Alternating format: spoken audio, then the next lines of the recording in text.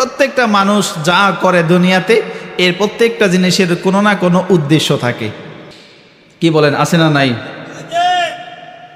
দোকানদারি করে উদ্দেশ্য হলো আমার জীবিকা নির্বাহ হবে, ঠিক না বেঠিক? যার দিকে তাকাবেন, যেই দিকে যাবে, যা কিছু করবে উদ্দেশ্য ছাড়া দুনিয়াতে মানুষ কেউ কিছুই করে না। জিজ্ঞাসা করেন, ভাই তুমি এই দিকে কেন যাও? বলবে বাজারে যাই, কেনাকাটা করতে হবে। জিজ্ঞাসা করেন, ভাই এখানে কেন এসেছো? আওয়াজ শুনতে এসেছি। জিজ্ঞাসা করেন, ভাই তুমি এই কাজটা কেন করো? বলে এই কাজটা করলে আমার এই লাভ হবে, এই জন্য করি। এই কাজটা কেন করো? টাকা পাবো, এই জন্য করি, ঠিক না বেঠিক? আপনি আমি সাধারণ সব কিছুর জন্য, সব কাজের জন্য আমাদের যেমন একটা লক্ষ্য উদ্দেশ্য আছে, মহান রব্বুল আলামিন আহকামুল হাকিমিন তিনি যে আমাদেরকে সৃষ্টি করেছে, বলেন তো আমাদের রবের কোনো উদ্দেশ্য আছে কি নাই? আল্লাহ তাআলা পবিত্র কোরআনের সূরাতুজ যারিয়াত এর 56 নং আয়াতে আমাদেরকে সৃষ্টি করার উদ্দেশ্য জানিয়ে দিয়েছে। বলেন সুবহানাল্লাহ। আল্লাহ তাআলা আমাদেরকে অনেক গর্ব করে সৃষ্টি করেছে, ফেরেশতাদের কাছে গর্ব করে আমাদেরকে সৃষ্টি করেছে।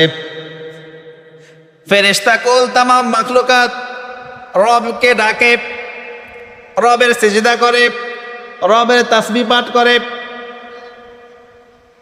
আপনি আমি সারা জিন্দেগি মিলে যা তাসবিহ পাঠ করব, হাহারে আল্লাহ তাআলার অসংখ্য অগণিত ফেরেশতারা দৈনিক তার থেকেও হাজার হাজার গুণ বেশি তাসবিহ আল্লাহর পাঠ করে। আল্লাহ তাআলা ফেরেশতাদেরকে যখন জিজ্ঞাসা করলেন, আমি মানুষ সৃষ্টি করব, বলেন কি সৃষ্টি করব? ফেরেশতারা সবাই আল্লাহকে বলে, ওগো রব, এমন কিছু আপনি সৃষ্টি করবেন নাকি যারা দুনিয়াতে গিয়ে ফিতনা, ফাসাদ, মারামারি, কাটাকাটি, হানাহানি, আজকে সমাজ এগুলো আছে না নাই? এগুলোর কথাই ফেরেশতারা রবকে বলেছে এগুলো করবে, সুতরাং আপনি মানুষ সৃষ্টি করার প্রয়োজন নাই, বরং আমরাই তো আপনার ইবাদত করি, আপনাকে দেখি, আপনার তাসবিহ পাঠ করি, আপনার গুণগান গাই, তাহলে আমরাই যথেষ্ট, আর কোনো মানুষ সৃষ্টি করার প্রয়োজন নাই। আল্লাহ তাআলা বলে, শোনো, আমি যা জানি তোমরা তা জানো না। আমার বান্দাদেরকে আমি সৃষ্টি করব, বান্দারা যখন পৃথিবীতে যাবে, তারা দুর্বল হিসাবে কোনো ভুল যদিও করে, তারা যখন আবার আমার কদমে লুটিয়ে পড়বে, চোখের পানি ছেড়ে দিয়ে কাঁদবে, আমার কাছে আগতি মিনতি করবে, তখন আমি খুশি হয়ে যাব, আমি আমার এই বান্দাদেরকে ক্ষমা করে দিব। সুবহানাল্লাহ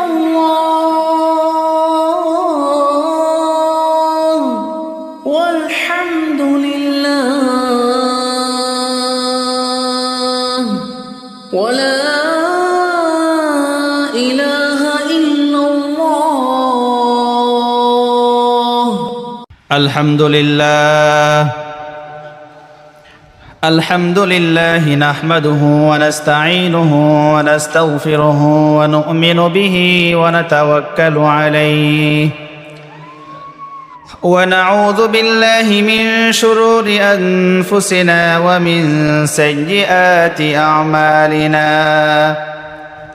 মান ইয়াহদিহিল্লাহু ফালা মুদিল্লা লাহু ওয়া মান ইউদ্লিলহু ফালা হাদিয়া লাহু وأشهد أن لا إله إلا الله وحده لا شريك له وأشهد أن محمدا عبده ورسوله أرسله بالحق بشيرا ونذيرا وداعيا إلى الله بإذنه وسراجا منيرا أما بعد فأعوذ بالله من الشيطان الرجيم بسم الله الرحمن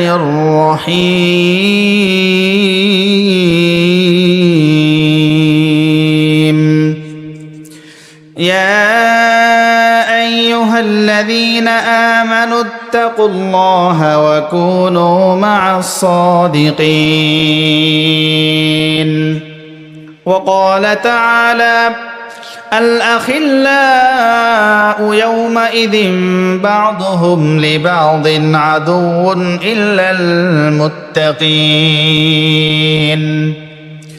وقال النبي صلى الله عليه وسلم: المرء مع من أحب، أو كما قال النبي عليه الصلاة والسلام: إن الله وملائكته يصلون على النبي يا أيها الذين آمنوا صلوا عليه وسلموا تسليما.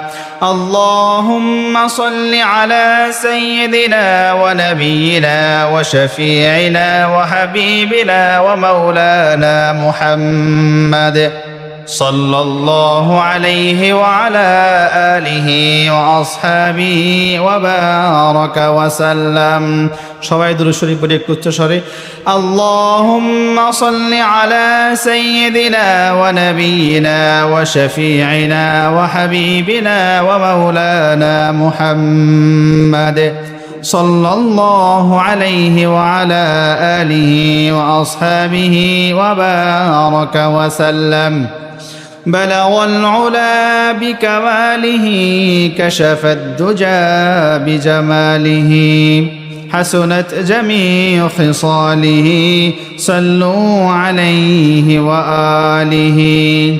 بلغ العلا بكماله كشف الدجى بجماله حسنت جميع خصاله صلوا عليه وآله. رب زدني علما رب زدني علما رب اشرح لي صدري ويسر لي أمري واحلل عقدة من لساني يفقه قولي.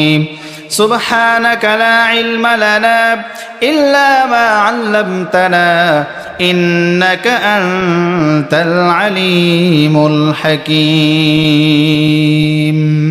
صدق الله العظيم.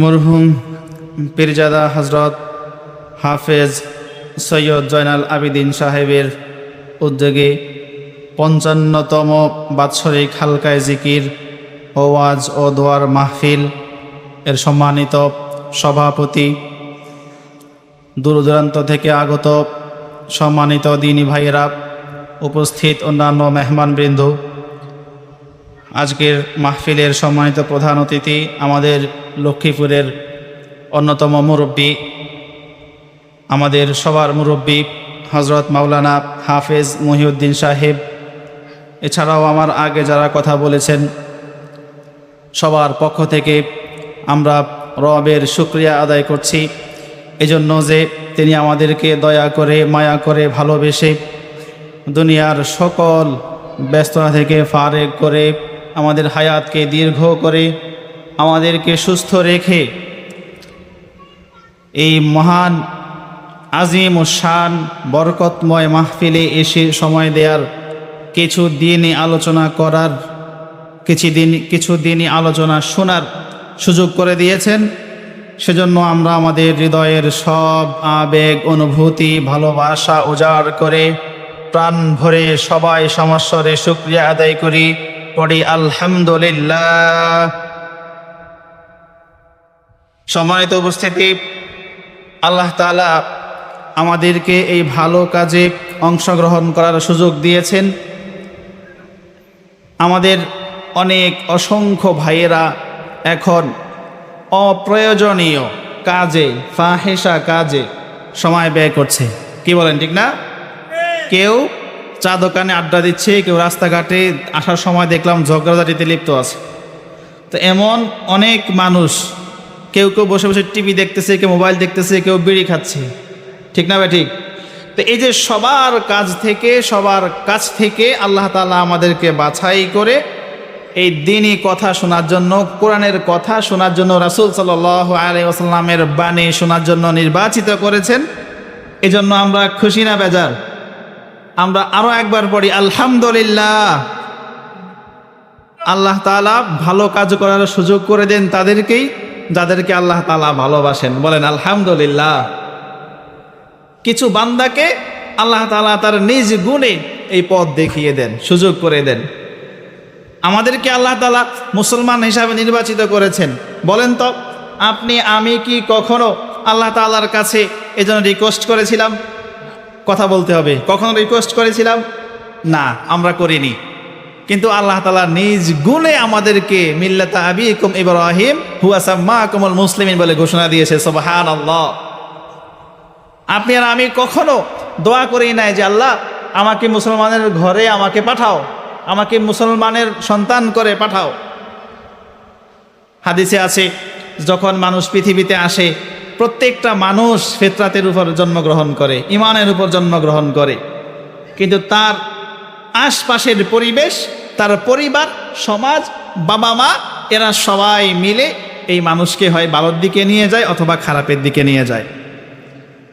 আচ্ছা বলেন তো যে আমাদের হিন্দু খ্রিস্টান অন্যান্য ধর্মাবলম্বী যে ভাইয়েরা রয়েছে এরা প্রত্যেকেই যখন জন্মগ্রহণ করেছে এদের বাবা মা এদের ভালোই চেয়েছিল। ভালো চেয়ে ভেবেছে কি মূর্তির পূজা করলেই পরকালে মুক্তি পাবে, এজন্য তাদেরকে মুক্তির কাছে নিয়ে গেছে, মূর্তি পূজা শিখিয়েছে। ঠিক না বে ঠিক? তো আল্লাহ তাআলার কি মেহেরবানি, কি দয়া আপনার উপরে, আমার উপরে।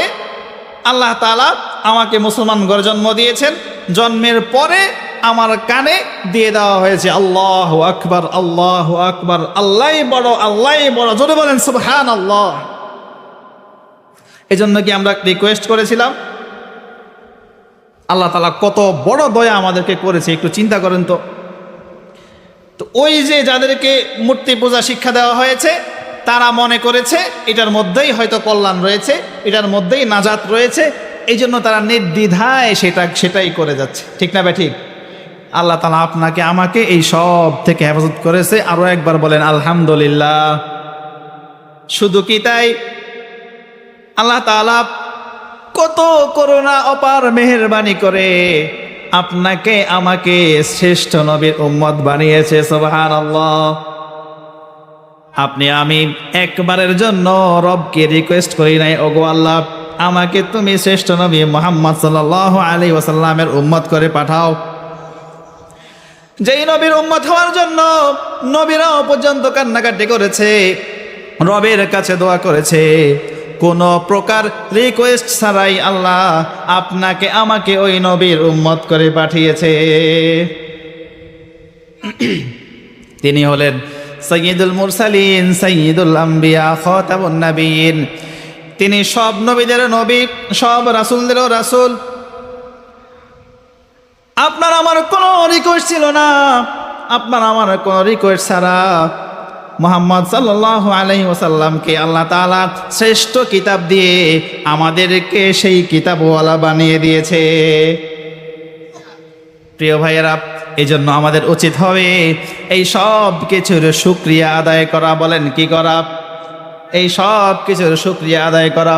শুকরিয়া আদায় কেবল আলহামদুলিল্লাহ বললে শেষ হয়ে যায় নাকি? না, শেষ হয়ে যাবে না। আলহামদুলিল্লাহ, সকল প্রশংসা দয়াময় রবের।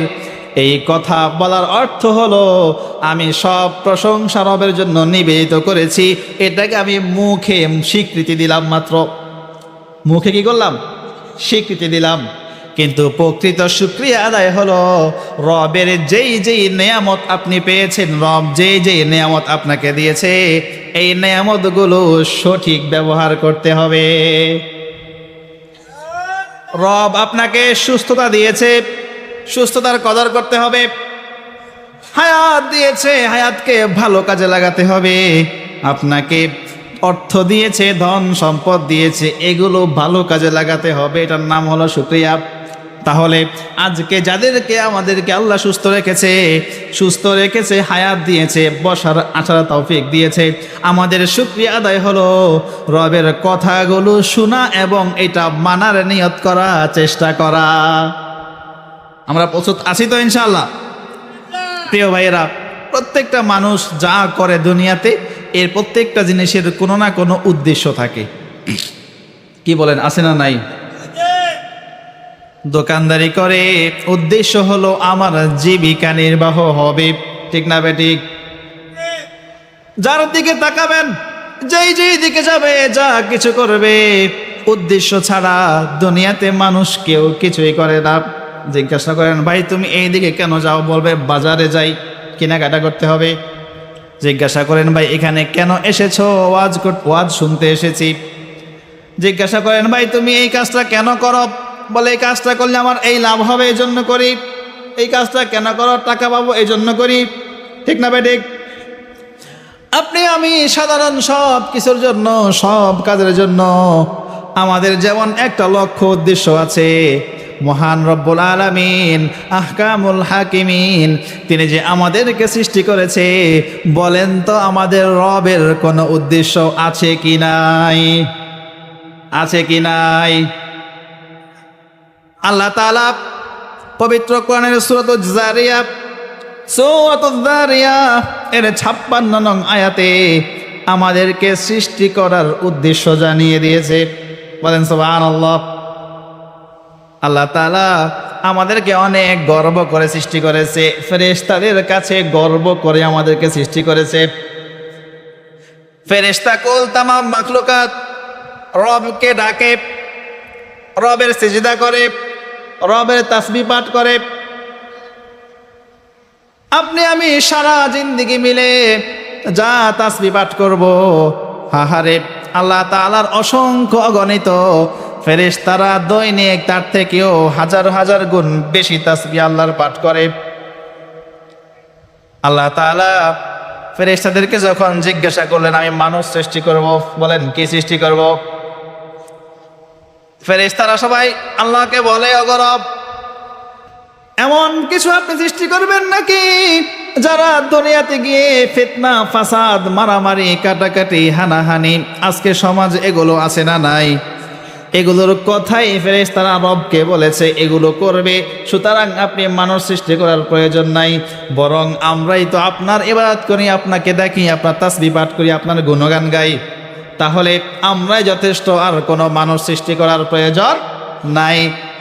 আল্লাহ তাআলা বলে, শোনো, আমি যা জানি তোমরা তা জানো না। আমার বান্দাদেরকে আমি সৃষ্টি করব, বান্দারা যখন পৃথিবীতে যাবে, তারা দুর্বল হিসাবে কোনো ভুল যদিও করে, তারা যখন আবার আমার কদমে লুটিয়ে পড়বে, চোখের পানি ছেড়ে দিয়ে কাঁদবে, আমার কাছে আগতি মিনতি করবে, তখন আমি খুশি হয়ে যাব, আমি আমার এই বান্দাদেরকে ক্ষমা করে দিব। এ লম্বা ঘটনা। এবার আল্লাহ তাআলা আমাদেরকে সৃষ্টির উদ্যোগ নিলেন, আমাদেরকে সৃষ্টি করলেন। আমাদেরকে শুধুই সৃষ্টি করেন নাই, রবের সৃষ্টির সর্বোচ্চ মাখলুকাত ঘোষণা করে, লাকাদ খালাকনাল ইনসানা ফি আহসানি তাকওয়িম, সর্বোত্তম সুন্দর আকৃতি দিয়ে রব আমাদেরকে সৃষ্টি করে মাটি থেকে ফেরেশতাদেরকে আদেশ করে দিলেন, সবাই এই মাটির তৈরি আদমকে, মানবকে সিজদা করো। সুবহানাল্লাহ। আল্লাহ তাআলা আমাদেরকে কত সম্মান দিয়ে গর্ব করে সৃষ্টি করেছে, এর পিছনে কোনো উদ্দেশ্য আছে না নাই? আল্লাহ তাআলা বলে, ওয়া মা খালাকাতুল জিন্না ওয়াল ইনসা ইল্লা লিয়াবুদুন। ও আমার বান্দারা শোনো, আমি তোমাদেরকে অনর্থক অযথা সৃষ্টি করি নাই। তোমরা কি মনে করেছো নাকি এই তামাম পৃথিবী আমি এমনি সৃষ্টি করেছি? তামাম পৃথিবীর মাখলুকাত সব কিছু আমি তোমাদের জন্য সৃষ্টি করেছি, তোমাদের জন্য নিয়োজিত করে দিয়েছি। এই সব কিছু কি আমি এমনি করেছি নাকি? না না, এই সব কিছুকে এমনি করি নাই, তোমাদেরকেও এমনিতে সৃষ্টি করি নাই। তোমাদেরকে কেবলমাত্র, শুধুমাত্র আমার ইবাদতের জন্যই তোমাদেরকে সৃষ্টি করেছি। তাহলে এবার বলেন সবাই, রব আমাদেরকে কেন সৃষ্টি করেছেন? তার ইবাদতের জন্য। তাহলে আমাদের সৃষ্টির পিছনে রবের উদ্দেশ্য হলো আমাদেরকে রব খাওয়াবে পরাবে, তার অনুগ্রহ দিয়ে দয়া করে মায়া করে আমাদের দুনিয়ার সব কিছু ভোগ করতে দিবে। বিনিময় হলো আমরা রবের ইবাদত করতে হবে। রবের ইবাদত করা লাগবে কি লাগবে না বলেন? তাহলে রব যদি আমাদেরকে উদ্দেশ্য নিয়ে সৃষ্টি করে থাকে, আমরা যদি রবের সব নিয়ামত ভোগ করে থাকি, তাহলে আমাদেরও একটা মৌলিক উদ্দেশ্য থাকা দরকার, আছে না নাই? কিন্তু দুঃখের বিষয় হলো আমাদের সমাজের অনেক ভাইয়েরা শুধুই চলাফেরা করে দুনিয়ায়, পশু পাখি যেমন আছে যেমন খায় এমন, ঠিক না বেঠিক? হায় হায়, কোনো উদ্দেশ্য নাই, উদ্দেশ্য ছাড়া কাজ করে তো পাগলে। আপনি জিজ্ঞাসা করেন, এই বাজারে তুমি কেন যাও? বলে জানি না। এখানে কেন আসছো? বলে জানি না। ওই তো পাগল, ঠিক না ভাই? ঠিক। তাহলে কোন সুস্থ মানুষ দুনিয়ায় উদ্দেশ্য ছাড়া চলতে পারে না। তার উদ্দেশ্য বনা দরকার, আছে না নাই? কারো দুনিয়াতে থাকার উদ্দেশ্য হলো আরাম আয়েশ করতে হবে, দুনিয়া ভোগ করতে হবে। আমার বাড়ি লাগবে, গাড়ি লাগবে, ক্ষমতা লাগবে, দেশ লাগবে, ঠিক না? আমার লন্ডনে জায়গা লাগবে, আমেরিকাতে জায়গা লাগবে, দেশের প্রধানমন্ত্রী হতে হবে। হায় হায়, বান্দা তাদের লক্ষ্য বানিয়ে নিয়েছে কি ঠুনকো বিষয়, সামান্য বিষয়। বান্দা ভুলে গিয়েছে এই বান্দাকে রব কি জন্য সৃষ্টি করেছে। তাহলে আমাদের সবার উদ্দেশ্যকে পরিবর্তন করতে হবে, আমাদেরকে লক্ষ্য ঠিক করতে হবে। দুনিয়ায় আমরা এসেছি, রব আমাদেরকে কেন পাঠিয়েছে, আমরা কেন এসেছি, রবের সব নিয়ামত আমরা ভোগ করতেছি। হাসপাতালে গিয়ে দেখেন, যত অসুস্থ মানুষ আপনার চোখের সামনে পড়বে, তাদের দিকে তাকান আর নিজের কথা ভাবেন। যার একটা হাত নাই সে বুঝে এই হাতের মূল্য কত বেশি, যার একটা পা নাই সেও বুঝে এই পায়ের মূল্য কত বেশি, ঠিক না বেঠিক? যার একটা চোখ নাই সে জানে চোখের মূল্য কত। মানুষ দেখেছি দুইটাই হাত নাই, কারো দুইটাই পা নাই, আছে না নাই? তার কাছে জিজ্ঞাসা করেন তো দুইটা পায়ের মূল্য কত বেশি। তাকে যদি আপনি বলেন, ভাই তোমার সম্পত্তি কত আছে, সে যদি বলে সারা বাংলাদেশ পুরোটাই আমার সম্পত্তি, আপনি যদি তাকে বলেন আমি তোমাকে দুইটা পা দিব, তুমি আমাকে সব সম্পত্তি লিখে দাও, তাহলে দেখবেন সে সব সম্পত্তি দিয়েও দুইটা পা নেওয়ার জন্য প্রস্তুত হয়ে যাবে। যেই মানুষটা অনাহারে না খেয়ে মারা গেছে, তার কাছে এক গ্লাস পানির মূল্য কত কোটি টাকা। মৃত্যুর সময় যখন তৃষ্ণায় বুক ফেটে যাবে, এই সময়ে যদি আপনি একটা মানুষকে গিয়ে বলেন সারা পৃথিবীর সবচেয়ে ধনী ব্যক্তি যে, তাকে গিয়ে বলেন ভাই তোমাকে আমি এখন এক গ্লাস পানি দিব, এক গ্লাস দরকার নাই, বলে এক কুলি এক ঢোক পানি দিব, তুমি আমাকে তোমার সব সম্পত্তি লিখে দাও। আল্লাহর কসম, এই ব্যক্তি এক ঢোক পানির বিনিময়ে তার সব সম্পত্তি লিখে দিতে একবারও চিন্তা করবে না, ঠিক না বেঠিক? তাহলে রবের এত এত নেয়ামত ভোগ করতেছেন, হায় হায় বান্দা উদ্দেশ্য ছাড়া কোন দিকে যায়, যে দিকে ইচ্ছা সেই দিকে যায়। সারাটা দিন বেগানা নারীর ছবি মোবাইলের মধ্যে, বান্দার উদ্দেশ্য ভুলে গেছে। এই বান্দা জানে না যে লোকের চোখ নাই হাসপাতালে পড়ে আছে, হায় হায় রব তোমাকে চোখ দিয়েছে, তুমি বসে বসে কি দেখতেছ? তাহলে বান্দা উদ্দেশ্য হারা হয়ে গেছে, সারা রাত পার করে দেয় জেনা ব্যভিচার করতে, বান্দার জিন্দেগি পার হয়ে যায়। এখন অবধি দাঁড়িয়ে রাখার সময় হলো না। এই বান্দার জিন্দেগি পার হয়ে গেল, 60 বছর হয়ে গেল, 40 বছর হয়ে গেল, 30 বছর হয়ে গেল, যৌবন শেষ হয়ে গেল, বিবাহ করেছে, সন্তানাদি দুনিয়ায় চলে এসেছে। এই বান্দার বুঝি এখনো ফিরে আসার সময় হয় নাই। দেখবেন যে এমন মানুষ পাওয়া যায় পুরা মাসেও এক ওয়াক্ত মসজিদে উপস্থিত হয় না, আছে না নাই? তাহলে রব কেন আপনাকে সৃষ্টি করেছে, রবের সব নিয়ামত আপনি কেন ভোগ করতেছেন, এই প্রশ্নের কোনো উত্তরের কাছে আছে? আহা,